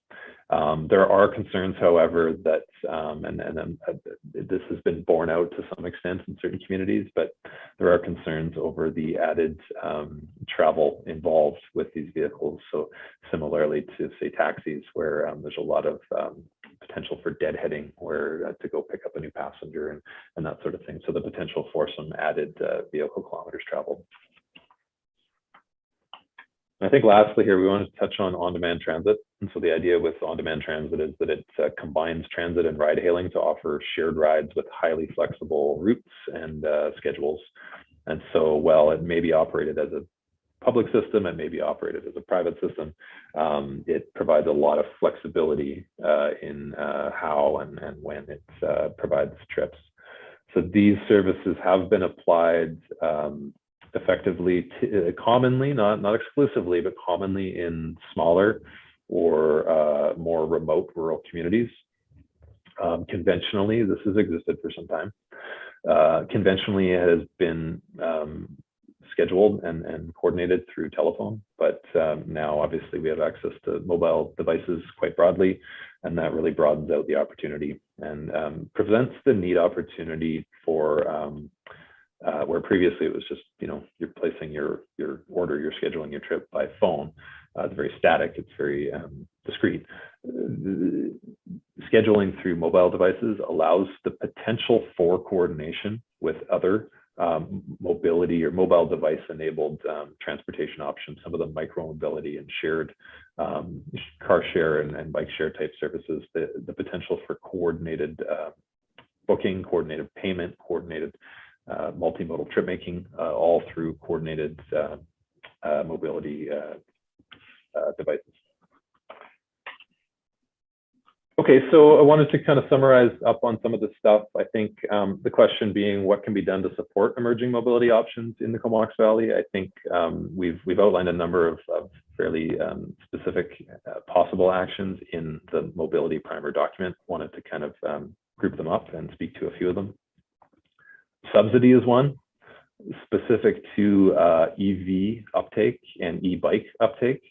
The potential for government of varying levels to and this is happening to a degree, but to expand the level of subsidy available for individuals wanting to purchase electric bikes. I would, we're obviously seeing programs like Scrap It, and there's an EV rebate program at the provincial level. I would point you to, if you're interested, a very recent addition on an e-bike subsidy program in the district of Saanich in Greater Victoria, where they're now offering a sliding subsidy depending on income for the purchase of e-bike. And so that really sort of blazing the trail there in terms of local government actually providing a subsidy for e-bike purchase. Including charging and development regulations. So again, this applies to both electric vehicles and electric bicycles. And so this obviously these devices need to be charged. And so a key way of doing that is regulating it so that when new buildings or significant renovations come along, subject to rezoning or development permit, that would trigger the need to include a certain quantity and a certain type of charging in those buildings. And that ensures that we'll call it future proofing. We're building buildings now that are going to last for 50 years and beyond.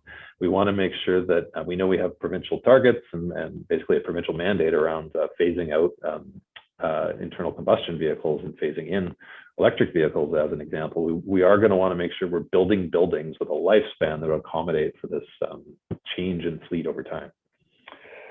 Number 3 is around your regional active transportation network. So you have now a relatively recent regional active transportation network plan. A number of your municipalities have established transportation plans or transportation network planning in official community plans. The ability to bring along some of this shared micromobility, electric bikes, is really, they benefit greatly from having safe, comfortable, appealing cycling and walking facilities available to them. And so further emphasizing, further highlighting the need to invest in regional active transportation infrastructure. And then finally, things like on-demand transit, shared micromobility, ride hailing, proactively working with potential private service providers, determining feasibility, thinking about pilot projects to really see as these emerging options generate more demand, as they become sort of more realistic into the future, is making sure that we're doing the legwork proactively to understand where and when they might make sense.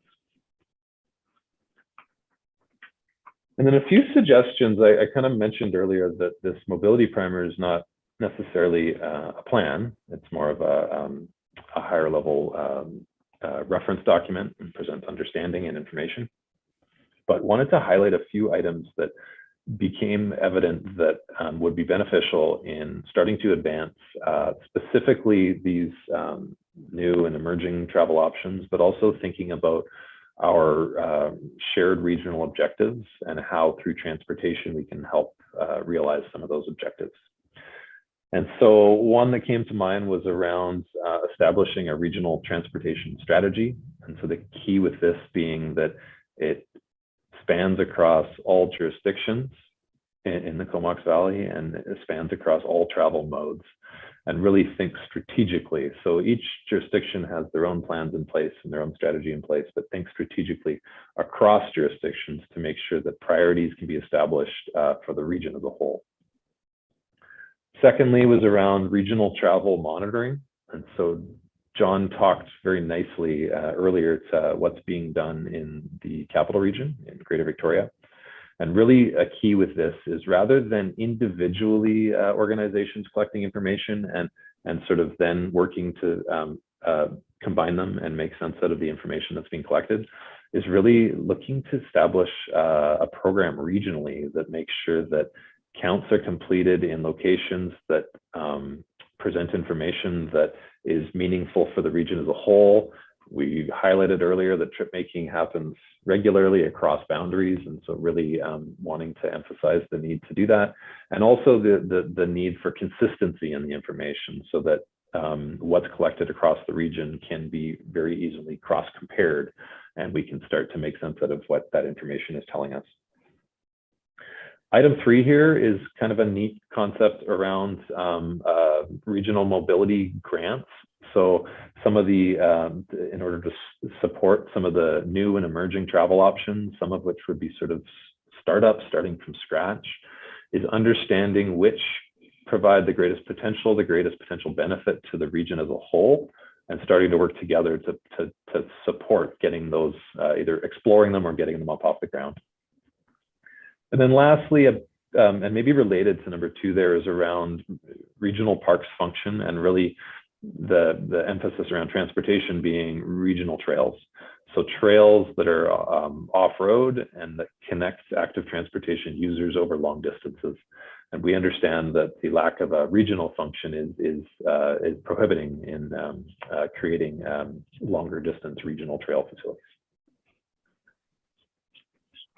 So to summarize some key takeaways, an effective transportation system requires a range of mobility options. We talked to the whole suite of existing and emerging options and how they might overlap and come together to enhance overall mobility. Number 2, emerging mobility options are a part of a solution to meeting regional transportation objectives. They are not the solution.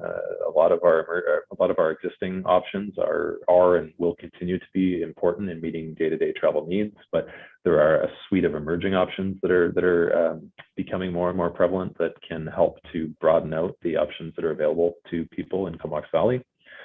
And then lastly, and I think perhaps most importantly, is the need for regional cooperation. And so the encouragement to maximize benefit from the investments that we're all making and to better realize our shared objectives. And I really do think that, especially emphasizing the nature of regional trip making, the multimodal nature of all the trips we're making, that really cooperating as a region to make sure that investments, efforts, emphasis is all put into projects, into facilities, into services that benefit the region best as a whole. So with that, I will wrap up, and I believe we're going to open it up with the remainder of the time for Q&A, either on the material that was just presented, or I think more broadly as well. That's right. Thanks, Dan. So Dan, yourself and John, we're hoping that we can tap into more of your knowledge to respond to the questions that have been coming in. In addition to that, we'd like to open it up to everybody on the call to put your hand up, and we can get to you so we can hear your thoughts and potentially support a little bit of discussion amongst the participants here. We will aim to have 20 minutes of Q&A, 15 to 20 minutes. So I'll start with the questions that have been sitting longest, awaiting response. First question would be from David Fresh. Is there an appetite for Courtney, Comox, and Ministry of Transportation to sign on to a regional transportation MOU? I believe School District 71 and Cumberland have already signed on. So not sure if you want to speak to that one. Nope. Take it away and maybe we can build on it. Yeah, I don't need to speak to it. I think everyone's well aware with what it is, and I'm just throwing that out there. Thanks for reading that. Great, thank you very much. The other question I will lead to then, also kind of relating to memorandums and partnerships. I will read from the Zoom chat feature. The Comox, make sure I get the right one. Okay. There's some background noise somewhere. I see the civic room, maybe I'll mute you, and it might also be myself, but I will continue over top here. The question is, or a statement, I suppose, we have a very successful collaboration years ago on active school travel. However, it was housed in the school district, not a municipal transportation demand management role. With cuts to the school district, the relationships and momentum were lost. A new grant program is all one-offs and not part of strategic goals. Is there appetite to revisit that? It continues, the Comox Valley cannot achieve greenhouse gas emission reduction goals without school district participation. Increasing cycling and walking by students means infrastructure improvements to match, and advocacy and education. Discussions on aligning, combining student busing would generate huge benefits in spite of very significant challenges in the discussions needed. So that is a large statement, but definitely a lot to build on there. Not sure if anyone has any questions, or if John or Dan could make comment related to any experiences you've seen in the field. I would just say there's a good opportunity just at the moment with the new changes to the ticketing process with BC Transit. So youth under 12 are now eligible for free transit. And that has been a steep learning curve for us here in the region, as our demand has definitely changed. So there's definitely potential to build upon that.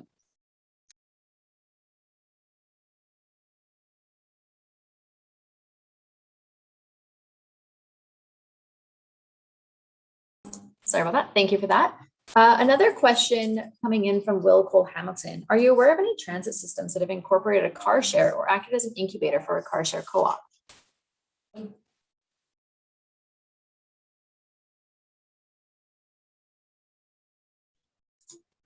I'm thinking that's a no. Go ahead, Dan. I was just going to mute myself to say no. I'm off the top of my head, no. I'm not aware of any systems for that's been the case. I mean, it's an interesting concept. Public transit is public, public car share is public, and sort of they're both enhancing mobility through public service. But no, off the top of my head, I'm not aware of any examples of that. Okay. Thank you for that. Sheila, I see you've got your hand up. Sheila, go ahead. Yeah, thanks for reading my comment, and you know, I am speaking for myself as one trustee, but who's been quite an advocate for this. But I know that the school district creates some real issues around our standards for safety and our student the scheduling. But we spend a couple of $1 million on transportation, and we have a system that delivers students to and from school 5 days a week for 10 months a year. And I think that one of the best ways to address create a whole generations ahead of transit users would be to essentially create a system, do those discussions where they get a pass that lets them ride all the time, anywhere. And you know, it might be just for high school students, but there have to be ways to be making savings and linking these. So I'm also speaking as a person on Hornby and Denman, where our busing needs are really interesting, a lot of work being done, but the collaborative capacity, community members are doing all sorts of things and volunteering, but bringing in the you know, the leverage and the economic stability of both the CRD and the school district systems together could make huge differences in the equity, in the number of single vehicle travels. And one of the things that I like to do in our other rural areas is think of them as islands. So if Black Creek or Fanny Bay needed to be independent in its transit needs and then linked to a hub, there'd be some very different solutions being looked at. So it's one thing to just try and think about it in those terms.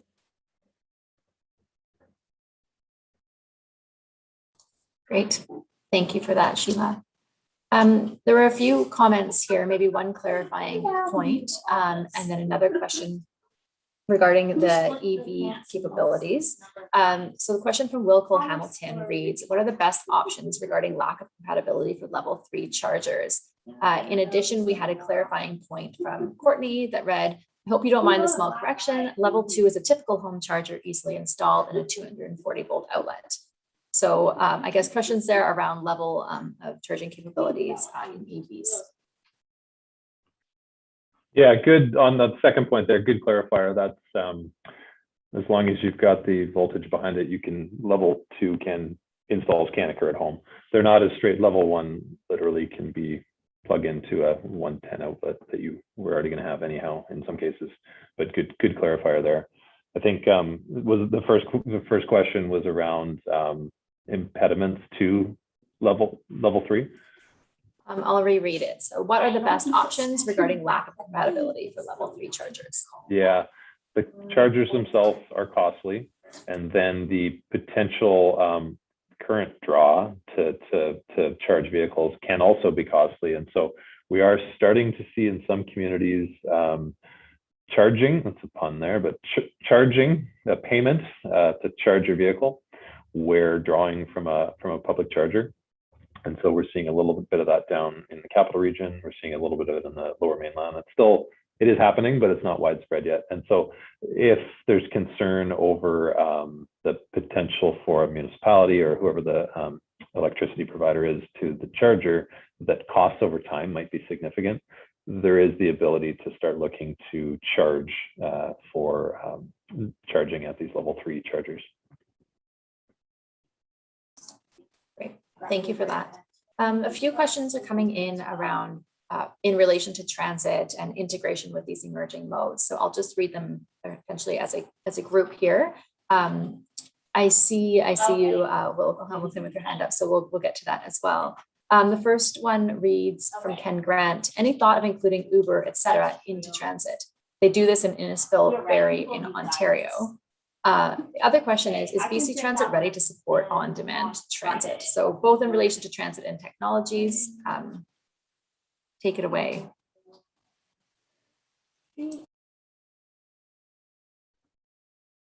So I suppose the second question, the second comment there was around integration of on-demand as part of the public transit service offering. That I can't speak to whether BC Transit is prepared to here, but I can say that is happening in other parts of the province.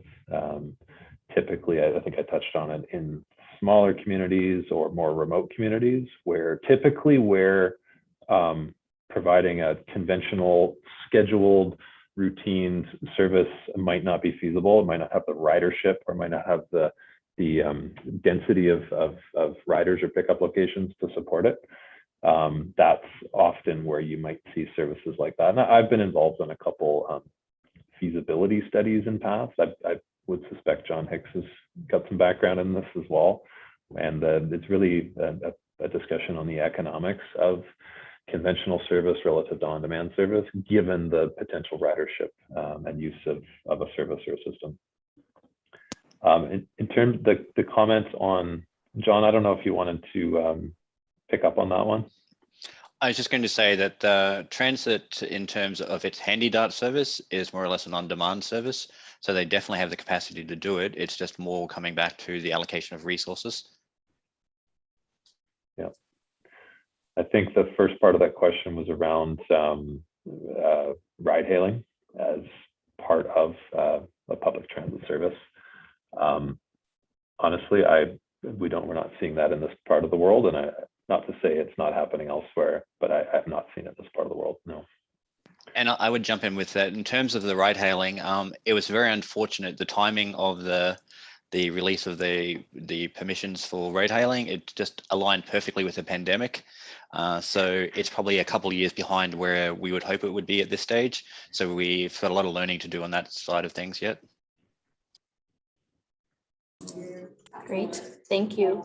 Another question here posed by Melanie McCollum. I've read that ride hailing services have been shown to lead to an increase in traffic and decrease in transit use. Could this be a negative emerging option?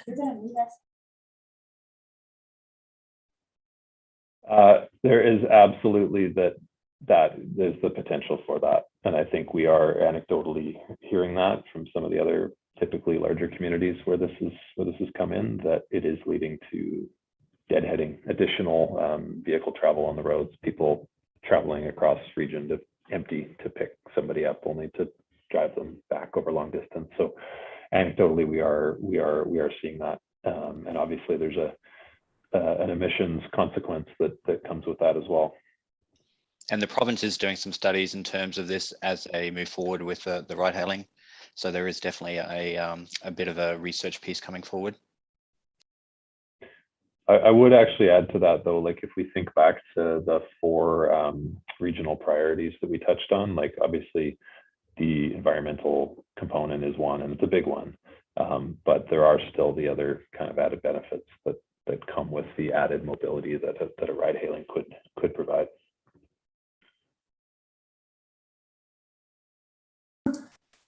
Thank you. Earlier, Will Glomden, I think you had your hand up. Is there anything you'd like to add? Yeah, I just wanted to, I think I was trying to clarify. My understanding is that there are several varieties of level 3 chargers. The Tesla superchargers can't charge other vehicles.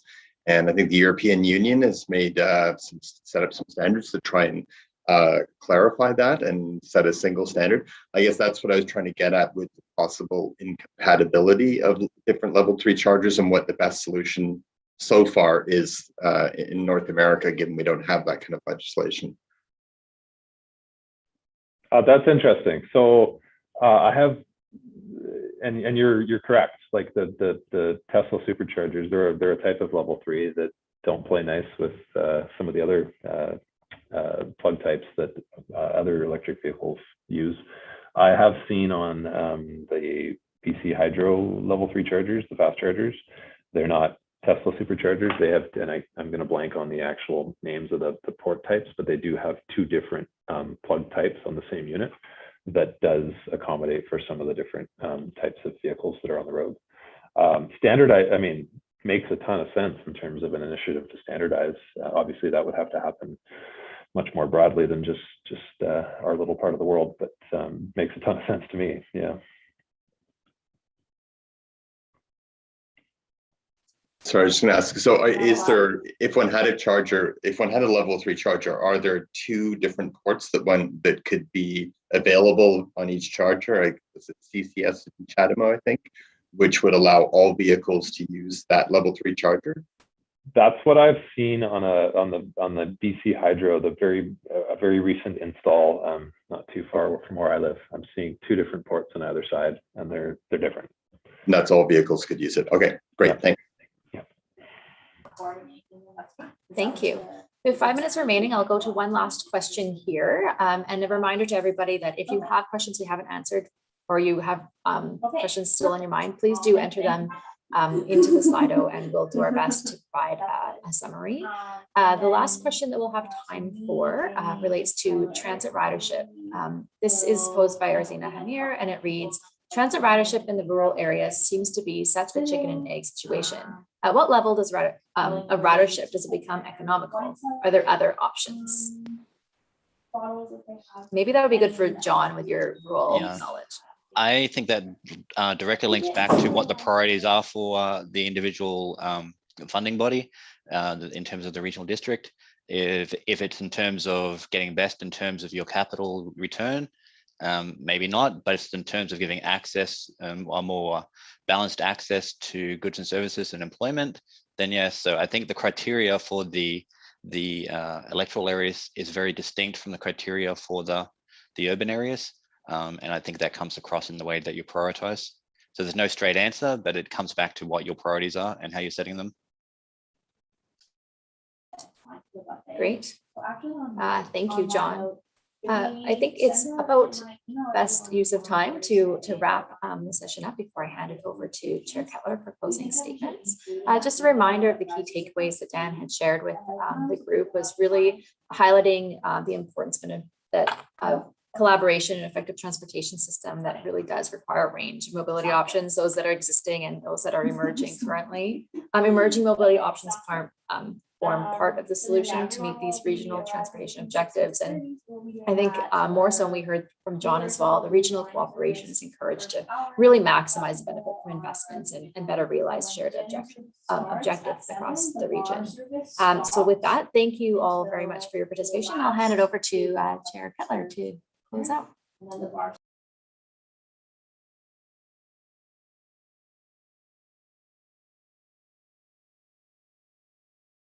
Can you hear me? Are you able to hear me out there? We can hear you. Yes. Okay, thanks. Yeah, special thanks to Dan and John, our presenters, and to Beth, our facilitator. Throughout the session, I heard that regional cooperation and coordination will be required for a transportation system that'll move our region into the future in a way that's sustainable, practical, and adaptive to the emerging technologies that we talked about today. Past approaches to regional transportation have not resulted in significant change. And so to realize our shared objectives, a paradigm shift is required. This will be critical for us all to take action on the climate crisis, to support healthy communities, and to keep pace with the changing urban and rural landscape. So we will need to think on that for our future transportation plannings through the CVRD. Thank you for your attendance and your participation. I look forward to our future conversations on this topic, and I hope you all have a good evening. Thanks very much. Thanks, Chair. Thanks, everyone. Have a good night. Thanks, everyone. Good job, Chair.